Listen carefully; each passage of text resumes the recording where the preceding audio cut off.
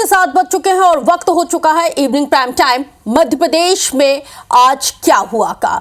अब से अगले 24 मिनट में हम आपको बताएंगे मध्य प्रदेश की संपूर्ण खबरें डिटेल में। तो चलिए शुरुआत करते हैं मध्य प्रदेश में आज क्या हुआ। नमस्कार, आपके साथ इस वक्त मैं हूं रश्क गौरी और सबसे पहले बुलेटिन में हम बात करेंगे हॉस्टल में डर्टी गेम की।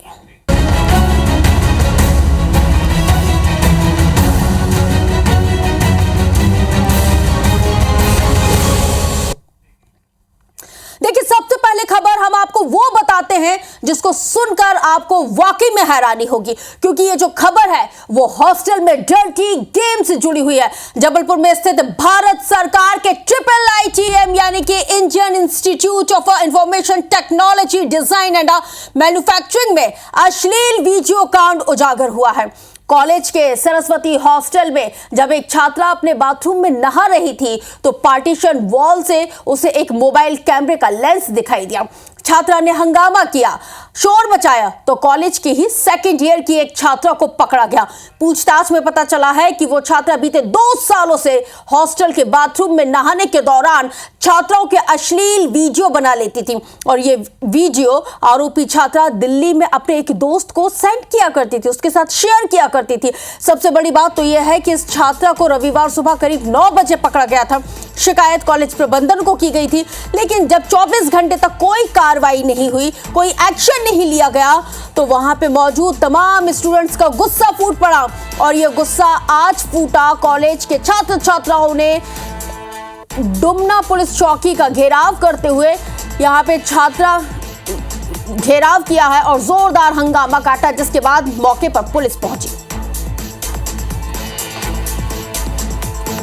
कॉलेज ने जितना भी एक्शन लिया है वो हम उससे सेटिस्फाइड नहीं है। कल हुआ था, कल ही पुलिस आ जानी चाहिए थी। कल उनको तुरंत मैं पुलिस नहीं हूँ कि मैं इन्वेस्टिगेशन करने बैठूंगी। कॉलेज की इंटीग्रिटी कहाँ पे आती है? तुम अपना कॉलेज का काम करो, पर तुम पुलिस का काम है वो पुलिस को करने दो ना। तो इधर मामला पुलिस तक पहुंचते ही हड़कंप मच गया। कॉलेज प्रबंधन ने मामले की जांच के लिए 4 सदस्यीय टीम का गठन कर दिया। कमेटी के मामले की जांच के साथ ही कार्रवाई की बात कर रही है। हंगामा बढ़ने पर पुलिस अधिकारी भी कॉलेज कैंपस और हॉस्टल पहुंचे। यहां पर छात्रा का रूम, जो आरोपी छात्रा है उसके रूम की बाकायदा तलाशी ली गई। 2 मोबाइल, 1 लैपटॉप बरामद किए गए हैं, जिसमें कई छात्राओं के अश्लील वीडियो होने की खबर भी निकल के सामने आई है। पुलिस अधिकारी आरोपी छात्रा और पीड़िता की पहचान गोपनीय रखते हुए मामले की जांच कर रहे हैं। तो मामले में खम्बिया पुलिस थाने में आरोपी छात्रा के खिलाफ IT एक्ट के तहत यौन उत्पीड़न की धाराओं के तहत मामले को यानी कि मुकदमे को दर्ज किया गया है।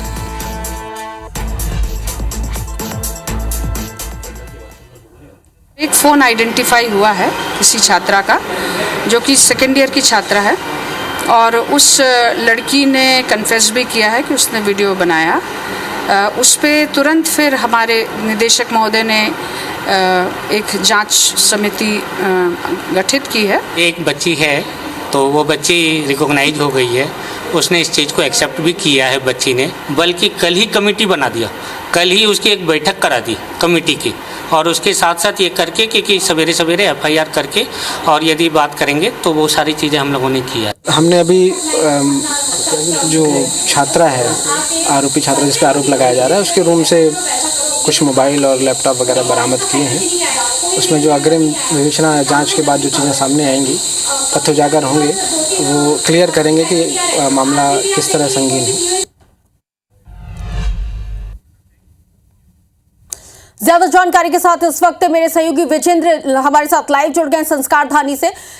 विजेंद्र, संस्कारधानी में इस तरह की चीजें हो रही हैं जहां पे IITDM कॉलेज में छात्रा ही अपनी सहपाठियों के, अपने सीनियर्स के अश्लील वीडियो बना रही, वो भी 2 साल से ये सब कुछ चल रहा है।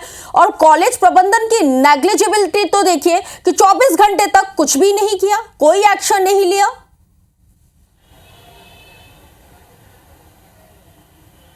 बिल्कुल बड़ा सवाल है और सिर्फ संस्कारधानी ही शर्मसार नहीं हुई है। भारत सरकार का एक बड़ा संस्थान है। इस तरह से IIT होते हैं, उसी तरह से ये IIITDM है, Indian institute of information technology design and manufacturing. और यहाँ पर दाखिले सामान्य तौर पर नहीं मिलते। बच्चों को अथक मेहनत करने के बाद JEE एग्जामिनेशन जब वो पास करते हैं, बहुत अच्छी जब उनकी रैंकिंग होती है, तो देश के कोने कोने से छात्र छात्राएँ यहाँ पर पढ़ने के लिए आते हैं। लेकिन देखिए, इस मामले पर अगर हम कार्रवाई को समझेंगे तो जाहिर सी बात है नेग्लिजेंसी है, एक बड़ी लापरवाही है कि यदि शिकायत हुई तो उसके 24 घंटे के भीतर पुलिस थाने में कंप्लेंट क्यों नहीं की गई। हालांकि ये बताया जा रहा है कि चूंकि मामला हॉस्टल में गर्ल्स जो वॉशरूम है उसके भीतर था, जहां पर जो पार्टीशन वॉल थी वो 8 फीट हॉस्टल का ये मामला था, लेकिन लड़कियों की जो सुरक्षा से जुड़ा हुआ मामला है, बेहद ही संवेदनशील विषय है। और अगर हम इसी संस्कारधानी की हम बात करते हैं तो 7 महीने में ये दूसरा केस है। इससे पहले मानकोवर अगर हम शासकीय कॉलेज की बात करते हैं तो वहां पे 70 छात्राओं के AI जनरेटेड अश्लील वीडियो बनाए गए थे, जिनमें से उनसे पैसों की उगाही की गई थी। 53 लड़कियों ने तो पैसे भी ट्रांसफर कर दिए थे ब्लैकमेलिंग के चलते। तो मतलब 7 महीने में ये दूसरा मामला, उसके बाद भी कोई सबक नहीं सीखा गया। बेशक रश्का, ये भरोसे का कत्ल है। देखिए, ये जाने माने संस्थान है और शासकीय संस्थान है, जहाँ पर बच्चों को अपनी बेटियों को पेरेंट्स तभी भेजते हैं कि उनको एक भरोसा है इन संस्थानों के नाम का, और भारत सरकार के संस्थान है। और ऐसे में न सिर्फ वार्डन के स्तर पर, यानी कि हॉस्टल के स्तर पर पहले इस मामलों को आइडेंटिफाई नहीं करना, और जबकि ये आरोपी छात्रा ने कबूल किया है कि वो 2 साल से इस तरह के न्यूड वीडियो बना रही थी सहपाठी छात्राओं के, और उसे वो शेयर भी किया जा रहा था। और ये भी आशंका है कि ये पोर्न साइट्स में भी ये वीडियो भेजे जा सकते हैं, क्योंकि उसने ये कहा है बातचीत में कि वो अपने दिल्ली में बैठे एक दोस्त से ये शेयर करती थी। तो बहुत मुमकिन है कि बहुत सी छात्राओं के इस तरह से न्यूड वीडियो बनाए गए होंगे, और जो कहीं शेयर भी हो सकते हैं। तो अपने आप में एक बेहद गंभीरता पूर्ण ये पूरा मसला है, और इस पर देखना है कि किस तरह की कार्रवाई होगी। क्योंकि ये मैटर बहुत संवेदनशील है। आज से 2 साल पहले हमने ऐसा ही MMS कांड हमने चंडीगढ़ विश्वविद्यालय में भी देखा था। उसके बाद हमने 7 महीने पहले हमने मानकोवर विश्वविद्यालय में भी इसी तरह की स्थिति देखी, और फिर अब ये यहाँ पे IIITDM कॉलेज में अगर यही चीजें हो रही हैं तो आखिर लड़कियां कहां सुरक्षित हैं? ये एक सबसे बड़ा और गंभीर सवाल है। हालांकि अब जिस तरह से कॉलेज प्रबंधन कह रहा है, देखना यह होगा कि पुलिस और प्रबंधन आखिर क्या कदम उठाता है। बहुत शुक्रिया तमाम जानकारी साझा करने के लिए। और इसी बीच एक और बड़ी जानकारी आपको बता दें, जहां पर पहलगाम हमले के बाद भारत में आर पार की तैयारी अब शुरू हो गई है। आज केंद्रीय गृह मंत्रालय ने सभी राज्यों को 7 मई को सिविल डिफेंस मॉक ड्रिल किए जाने के दिशा निर्देश जारी किए हैं। हवाई हमले वाले सायरन लगाने के लिए कहा गया है, और हमले की स्थिति में खुद को बचाने के लिए छात्रों और नागरिकों को ट्रेनिंग दिए जाने के लिए भी कहा गया है। इससे पहले आज कांग्रेस सांसद राहुल गांधी ने प्रधानमंत्री नरेंद्र मोदी के साथ PMO में मुलाकात की थी। तो ये PMO में उच्च स्तरीय मुलाकात भी हुई थी। तो बड़ी जानकारी आपको बता रहे हैं, पहलगाम हमले के बाद से ही भारत में आर पार की तैयारी अब शुरू हो चुकी है। आज ही केंद्रीय गृह मंत्रालय ने सभी राज्यों को 7 मई को सिविल डिफेंस मॉक ड्रिल किए जाने के दिशा निर्देश को जारी किया है। हवाई हमले वाले सायरन लगाने के लिए कहा है, और हमले की स्थिति में खुद को कैसे बचाया जाए इसको लेकर छात्रों और आम जनता को ट्रेनिंग दिए जाने के लिए कहा गया है। आपको यह भी बताते चले कि इससे ठीक पहले आज विपक्ष के नेता राहुल गांधी ने प्रधानमंत्री नरेंद्र मोदी के साथ दिल्ली में PMO में उच्च स्तरीय बैठक की है, और यह बैठक अभी भी जारी है। पाकिस्तान के खिलाफ अगला एक्शन आखिर क्या होगा, इस बैठक में इसको तय किया जाएगा। मैराथन मीटिंग का दौर जारी है। NSA अजीत डोभाल ने प्रधानमंत्री नरेंद्र मोदी के साथ मुलाकात की है। गृह सचिव गोविंद मोहन के साथ PM मोदी की बैठक लगातार जारी है। तो बड़ी जानकारी इस वक्त आपके टेलीविजन स्क्रीन पर। छात्रों और नागरिकों को ट्रेनिंग दिए जाने के लिए कहा है, और लगातार सायरन बजाए जाने के लिए।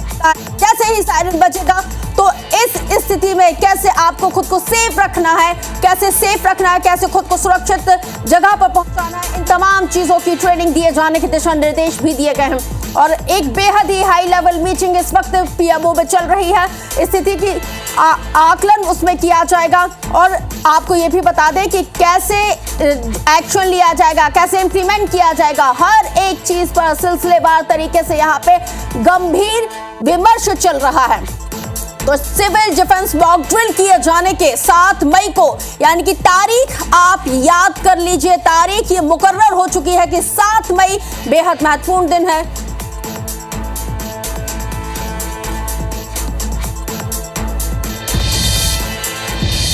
और हमारे साथ editor in chief Ravikant Mittal ji हमारे साथ लाइव जुड़े हुए हैं, जो विस्तार के साथ बताएंगे कि आखिर इस मॉक ड्रिल और ये जो हाई लेवल मीटिंग हो रही है उसके आखिर क्या कुछ मायने। रवि जी। बिल्कुल रश्क, देखिए ये जो मॉक ड्रिल का जो आदेश दिया गया है गृह मंत्रालय की तरफ से, ये 1971 के बाद पहली बार पूरे देश में, हालांकि पूरे देश में होगी, हर राज्य में होगी, या फिर जो पाकिस्तान के साथ बॉर्डर जो स्टेट हैं उनमें होनी है। अभी इसका क्लैरिफिकेशन आना बाकी है कि ये किन किन राज्यों में होगी। लेकिन ये ड्रिल होने का मतलब ये है कि भारत इस चीज़ के लिए पूरी तैयारी कर रहा है कि अगर वो जंग में कूदता है तो किस तरीके से जो उसके नागरिक हैं उनको एक ट्रेनिंग दी जाए कि हमले की स्थिति में किस तरीके से वो अपना बचाव करें, छात्रों को और नागरिकों को, छात्र दूसरे नागरिकों की भी मदद कर सकें। और ये पूरी सिविल डिफेंस मॉक ड्रिल होती है। एक ये पूरा तरीका होता है जिसमें कि किसी भी तरीके का जब हमला होता है तो उसमें कैसे बचें, क्योंकि कल भी हमने देखा कि जो पंजाब के 2 टाउन थे वहाँ पे ब्लैकआउट किया गया कि अगर बिजली गुल रहेगी 1 घंटे तक तो किस तरीके का असर पड़ता है, उस समय क्या परेशानियां हो सकती हैं, क्या नहीं हो सकती हैं।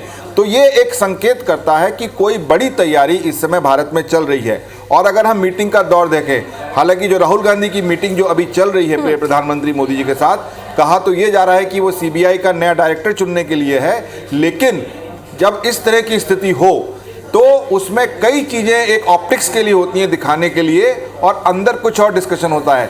राहुल गांधी इस समय लीडर ऑफ अपोजिशन है।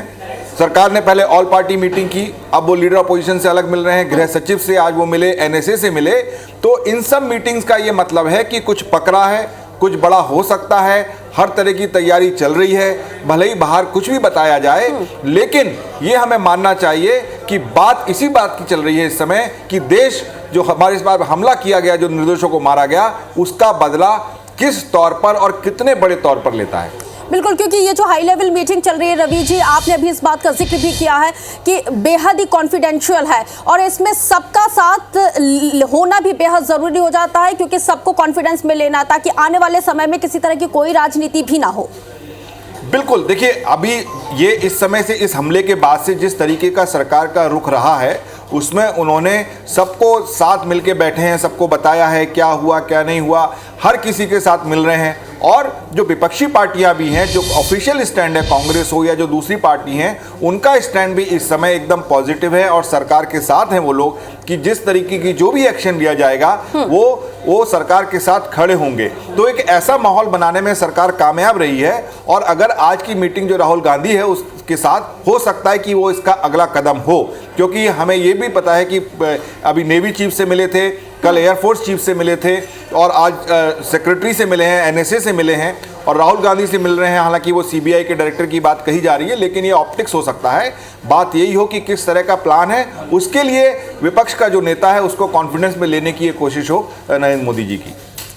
बहुत शुक्रिया हमारे साथ जुड़ने के लिए और इतनी महत्वपूर्ण चीजें हमारे तमाम दर्शकों को बताने के लिए कि किस तरह से आपको तैयारी रखना है और किस तरह से अगर जब भी सायरन बजता है तो आपको कितना यहाँ पे मैच्योर होना है और कैसे आप लोगों को बचना है। ये तमाम चीजों की जो मॉक ड्रिल है वो यहाँ पे कराई जाएगी। इसके साथ ही ये अब से कुछ देर में ये भी क्लियर हो जाएगा कि किन किन प्रदेशों में किन किन जगहों पर ये मॉक ड्रिल की जाएगी, क्योंकि जैसा कि रविकांत मित्तल सर ने, जो हमारे एडिटर इन चीफ है, उन्होंने इस बात की जानकारी भी बताई है कि 1971 के बाद ऐसा पहली मर्तबा देश में होने जा रहा है कि ये मॉक ड्रिल की जा रही है और सायरन बजाए जाएंगे। इससे पहले इस तरह की जो स्थिति है साल 1971 में ही हमें देखने को मिली थी।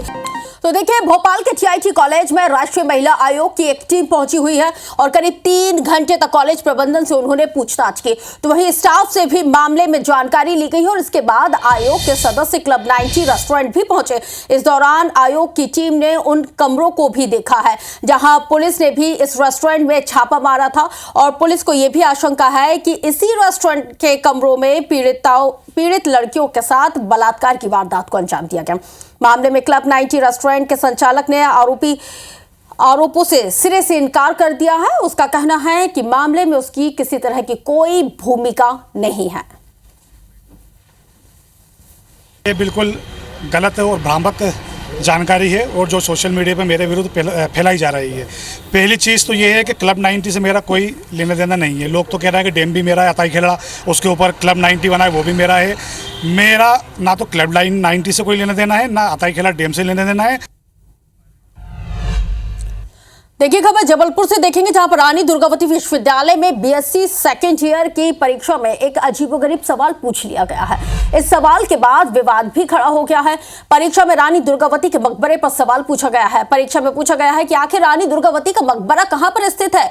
इस सवाल के बाद विश्वविद्यालय में बवाल हो गया। विरोध में एबीवीपी ने रानी दुर्गावती विश्वविद्यालय का घेराव कर दिया और मामले में परीक्षा विभाग पर कार्रवाई किए जाने की मांग की गई है। इसके बाद विश्वविद्यालय प्रबंधन ने अपनी गलती को माना है और कुलसचिव ने जांच और कार्रवाई किए जाने के आदेश दे दिए।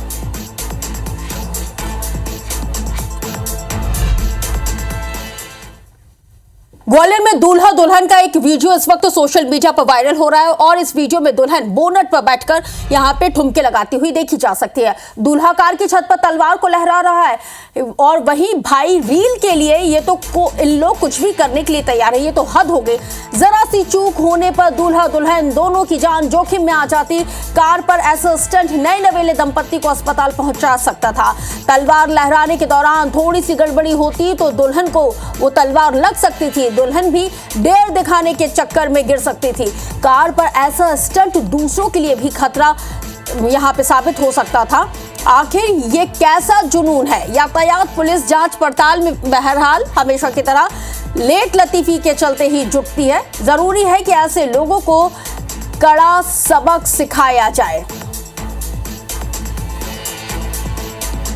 तो देखिए आईपीसी 24 के बेहद ही महत्वपूर्ण सवाल हैं और सवाल इसलिए भी बेहद महत्वपूर्ण हैं क्योंकि हम एक जिम्मेदार चैनल है और हम अपनी जिम्मेदारी को समझते हैं। इसलिए हम सवाल करते हैं और तब तक करते हैं जब तक हमें इन तमाम सवालों के जवाब नहीं मिल जाते।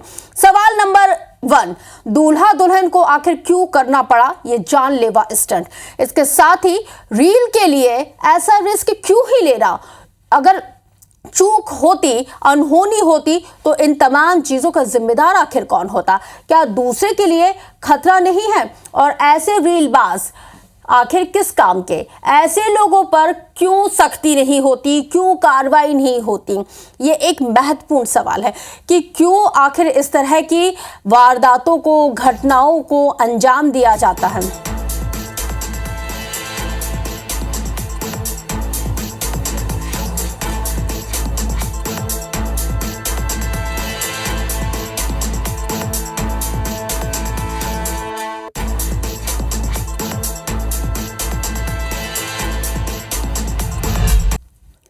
बुलेटिन में मेरे साथ इतना ही। मैं रश्क गौरी आपसे लेती हूँ इजाजत, लेकिन आईबीसी 24 पर खबरें नॉन स्टॉप जारी क्योंकि सवाल आपका है।